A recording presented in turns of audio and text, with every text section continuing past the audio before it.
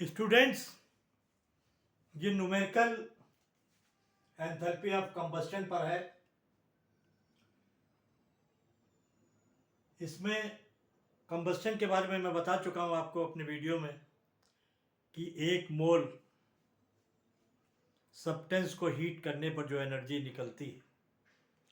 और एक चीज़ मैं बता दूं कि ऑलवेज इस बात को याद रखें कि हीट ऑफ कंबस्शन जो होता है ऑक्सीजन या एक्सेस एयर की प्रेजेंस में किए जाते हैं, और एक मोल से जो हीट निकलती है वो एंथैल्पी ऑफ कंबस्शन कहलाती है। Calculate the amount of heat involve by the burning 1 metre cube of methane under the normal condition. Normal condition में एक मीथेन को जो है 1 मीटर क्यूब मीथेन को जो है हीट किया जाता है। और कह रहा है, ये देखिए मीथेन को यहाँ पर एयर की प्रेजेंस में हीट किया गया। ये हीट ऑफ कंबस्टन की इक्वेशन है, क्योंकि यहाँ पर 1 मोल CH4 बर्न हो रही है ऑक्सीजन की प्रेजेंस में। यहाँ पर heat of reaction delta R ही है, CH4 की हीट ऑफ कंबस्टन यही होगा, यही CH4 की हीट ऑफ कंबस्टन होगी। क्योंकि हीट ऑफ रिएक्शन यही है तो हीट ऑफ कंबस्टन भी यही होगा। तो यहाँ पर ये फार्मूला देखिए, डेल्टा एच आर बराबर डेल्टा एच सी हो जाएगा, क्योंकि 1 मोल की बात है। तो देखिए इस फार्मूले से delta H R is equal to delta H P minus H R. H P जो हीट ऑफ प्रोडक्ट है, और आप इसको एंथैल्पी ऑफ प्रोडक्ट भी बोल सकते हैं, क्योंकि एंथैल्पी मीन्स हीट, और इसको एंथैल्पी ऑफ रिएक्टेंट भी बोल सकते हैं। तो यहाँ पर देखिए क्वेश्चन में एंथैल्पी ऑफ फॉर्मेशन दिया हुआ है 3 चीज़ों का, और यहाँ पर देखिए इक्वेशन में आपको देखिए कि एंथैल्पी ऑफ फॉर्मेशन ऑक्सीजन का नहीं दिया हुआ है। क्यों? कि enthalpy of formation natural product जो हैं, क्लोरीन, ब्रोमीन, जो नेचुरली कुदरत ने हमें जो दिए हैं, उनकी एंथैल्पी ऑफ फॉर्मेशन 0 मानी गई है।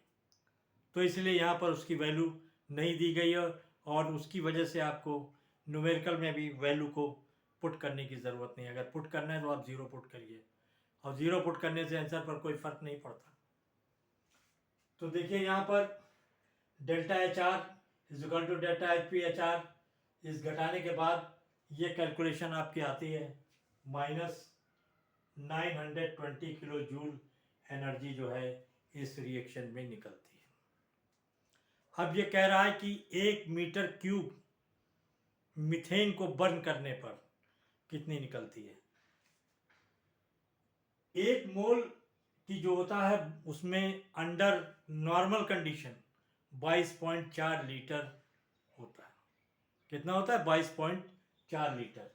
अब इसके क्वेश्चन में जो कह रहा है कि 1 एम क्यूब दिया हुआ है मीटर क्यूब, तो 22.4 लीटर जो है हीट जितनी निकलेगी, जितनी 1 मोल से निकलती है इतनी इससे भी निकलेगी, इतनी इससे भी निकलेगी। अब बात कर रहा है कि 1 मीटर क्यूब से कितने निकलेगी। अब 1 मीटर क्यूब से निकालने के लिए थोड़ी सी मैथ है, कोई ज़्यादा मैथ नहीं है। 1000 लीटर बराबर होता है 1 मीटर क्यूब, जैसे कि आप पढ़ चुके हैं, 9 से हाई स्कूल से भी पढ़ते चले आ रहे हैं। तो 1 लीटर बराबर 10⁻³ मीटर क्यूब आया आपका। इसमें इस 22.4 लीटर को अब आप कन्वर्ट कर लें मीटर क्यूब में। जब मीटर क्यूब में कन्वर्ट करेंगे 22.4 इंटू इसमें गुणा कर देंगे 10⁻³ मीटर से हीट निकलेगी -920 किलो जूल। 1 मीटर क्यूब से निकलेगी बराबर, यहाँ पर ये कैलकुलेशन मैंने किया है, इसको आप ध्यान से देख लें। यहाँ से मीटर क्यूब ऊपर चला जाएगा, मीटर क्यूब कट जाएगा, तो ये आपका -920 अपॉन 22.4 इंटू 10⁻³ ये आंसर मैंने यहाँ पर ऊपर लिख दिया है ताकि यहाँ पे जगह पे दिख नहीं रहा है ठीक से, इसलिए मैंने इस आंसर को ऊपर लिख दिया।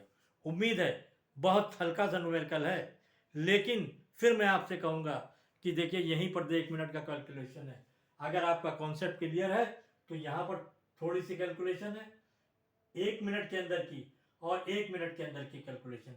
लेकिन इस बात को याद रखिएगा कि 1000 लीटर में 1 मीटर क्यूब बराबर 1000 लीटर होता है, 1 लीटर बराबर इतना, तो उसमें जो भी है गुणा, तो 2 मिनट के 1 मिनट के अंदर आपका क्वेश्चन इतना बड़ा न्यूमेरिकल 1 मिनट के अंदर सॉल्व हो जाता है। तो मेरी कोशिश यही है कि मैं ऐसी चीज़ें आपको दूं ताकि आपको और आपका कॉन्सेप्ट क्लियर हो जाए। मुझे बहुत खुशी है कि मेरे वीडियोस लोग लाइक कर रहे हैं, मुझे अच्छे से अच्छे कमेंट आ रहे हैं। और मैं बच्चों को एक बात और बता दूं कि मेरी सारी प्लेलिस्ट पड़ी हुई हैं, जिनमें अभी जो चैप्टर की प्लेलिस्ट नहीं बनाई है मैंने, जैसे कि लिस्ट पड़ी हुई है, जो भी पड़ी हुई हैं उनमें देख लीजिए, नहीं वरना कि मैं सारे चैप्टर आपको जनवरी तक ख़त्म करा दूंगा कोशिश करके, और छोटे छोटे वीडियोस में ही, और जो है फिर मैं जनवरी के बाद आपका रिवीजन कराऊंगा।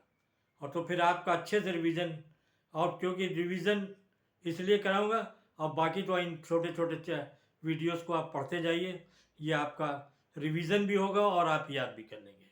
Okay, thank you.